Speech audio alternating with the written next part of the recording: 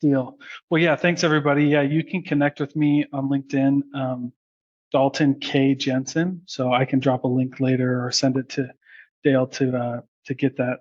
But yeah, I was excited to get the invite. So Empathetic Selling is my consultancy company. I do a lot of different consulting for companies all over.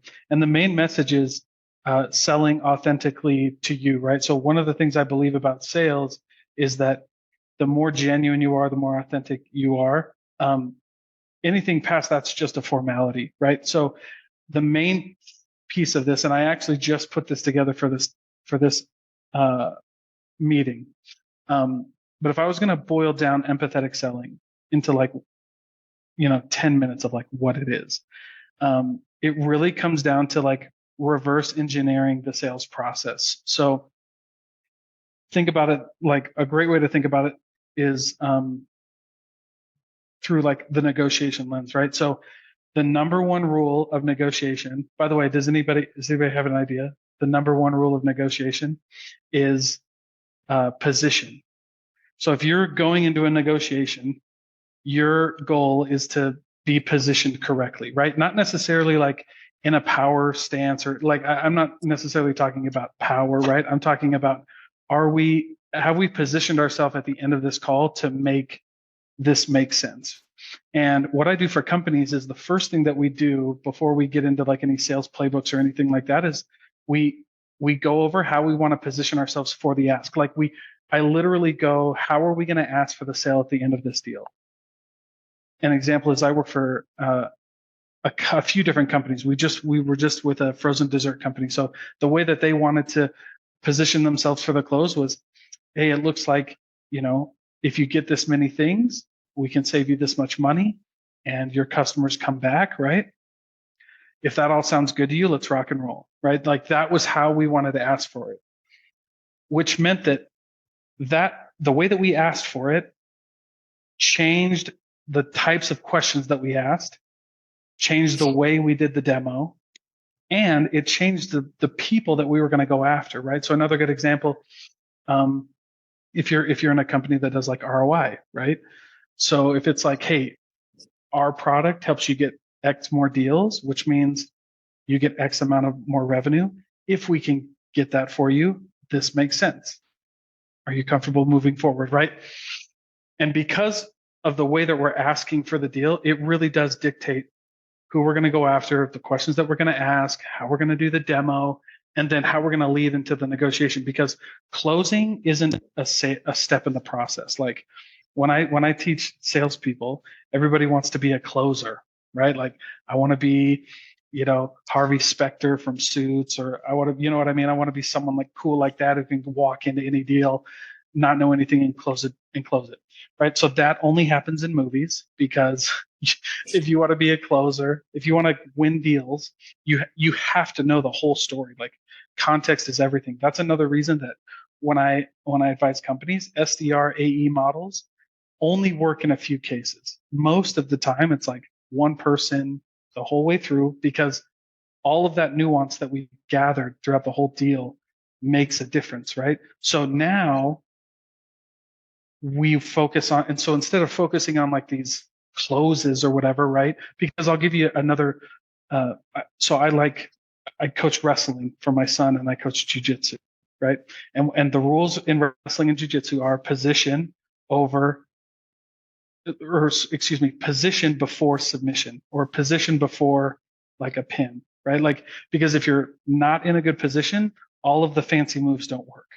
Like if I'm getting into a closing conversation with somebody and we're at the tail end, all of my fancy closer survival guide, everything that Jeremy Miner told you to say and Grant Cardone told you to say, like it's not going to work if you're not positioned correctly.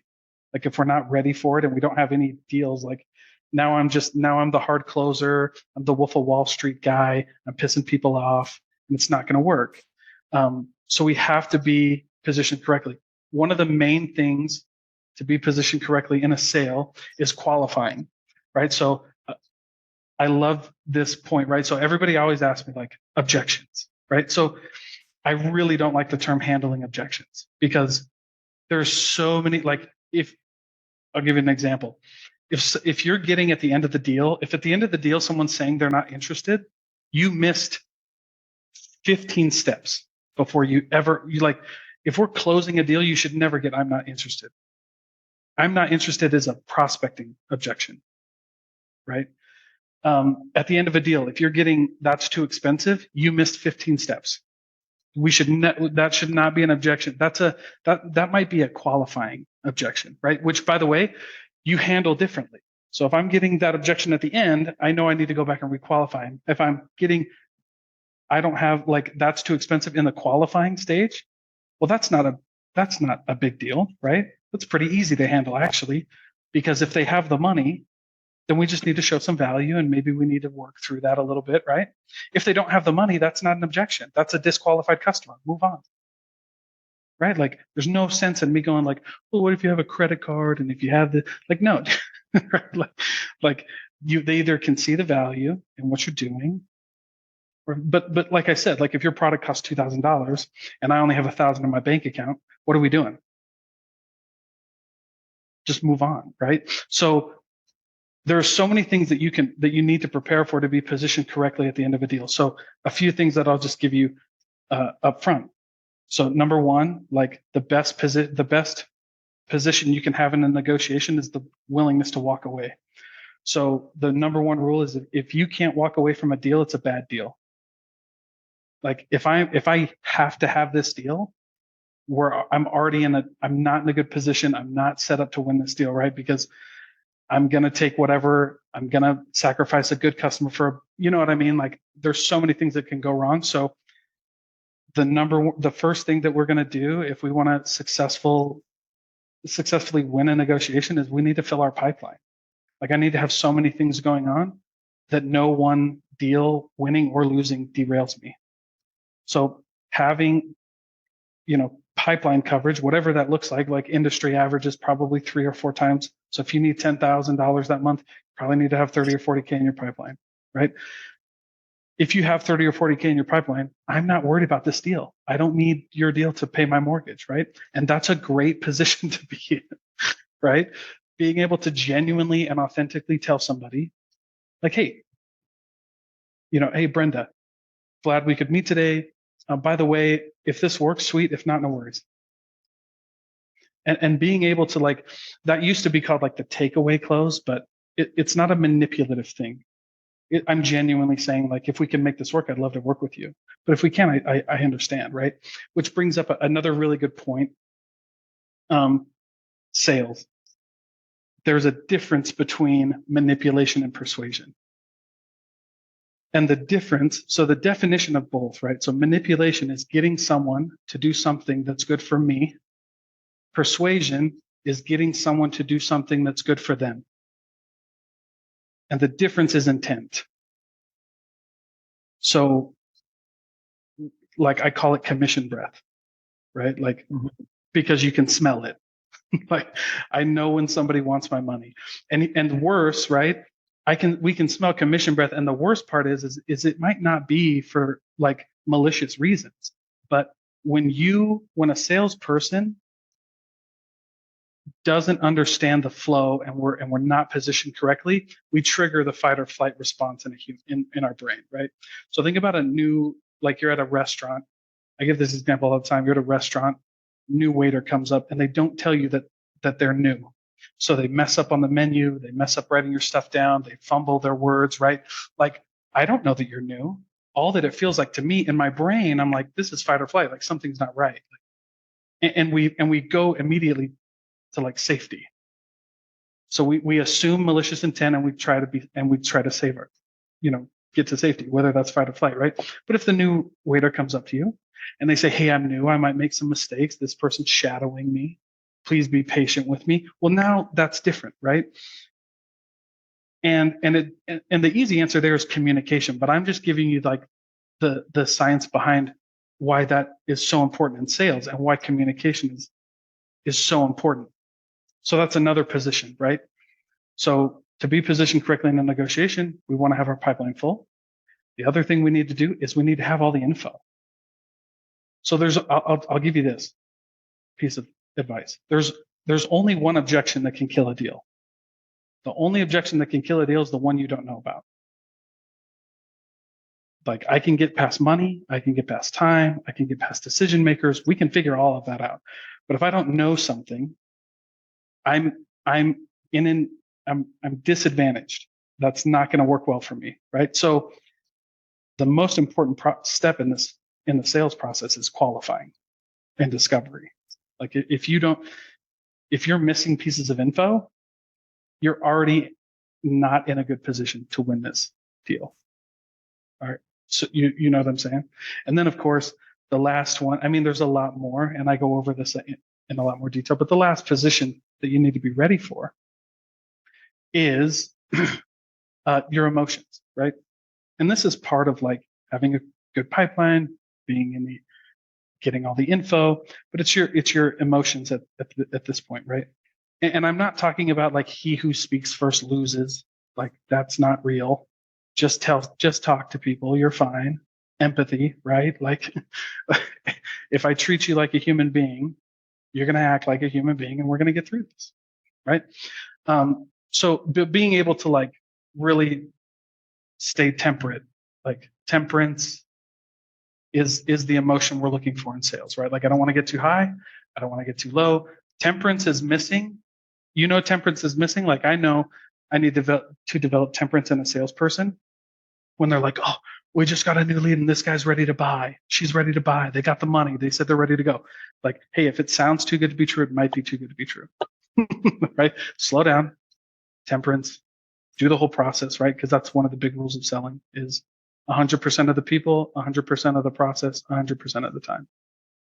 Like, we've got to be, because in sales, and being a business owner, right? Like, if you're a business owner, if you're in sales, your job, you have the worst job in the world, because we have to make goals and get results around things we can't control. Like, I mean, we're all adults in here. The hardest lesson I've had to learn in my life might be the hardest lesson you've had to learn in your life, right? We might be similar in that you can do everything right and it still goes wrong. So the only way we can feel good about ourselves in sales is if we do the things that we can control consistently. And that's making sure we're positioned right. We have all the information, and then we've got qualified customers, because unqualified customers don't buy. So if you find yourself like, man, I'm just wasting my time, like I feel like nobody's buying, like, well, the first thing we need to look at is like, do we have the right audience? And then the second thing we need to look at is like, are we asking the right questions? Like, are we getting all the info? So I'll run through this really quick because I think I have to like 11:20. Is that right, Dale? Okay. So I'll run through. There's 6 qualifying questions that you need to ask, that everybody needs to be aware of at least, right? So the first one is, why will they do it? So this is use case. So we're solidifying a use case. Why will they buy? The next one might seem counterintuitive, but it's super important. And that's, why won't they buy? Remember, like, info is why we're losing deals. So why won't they buy? This question might sound like, hey, Dale, you're looking for sales training, but I know that you have seen my content a lot, and you've probably seen other sales content. So I'm curious, like, what's motivating the change now? Or like, and by the way, it sounds like you've looked at other sales trainers, or you've looked at other XYZ, right? What happened then? Like, what wasn't right in those deals? And right, because I need info, right? I need to know in the first 5 minutes if you actually talk to my competitor and they didn't have a feature that we don't, right? Like, there's so many things that I need to know. So I'm going to ask why they won't buy. Or like, hey, let's say this deal, Suze, let's say this deal gets all the way to the end. What do you think would be the biggest thing stopping us from moving forward, if you had to guess, right? Like, let's have a conversation about it. The third thing is decision makers. It's pretty obvious, but if you listen, again, if you're at the negotiating table and they tell you they need to go talk to their spouse, you or their business partner or whoever, you missed 15 steps. We should know that right up front, because again, there's no handling that objection.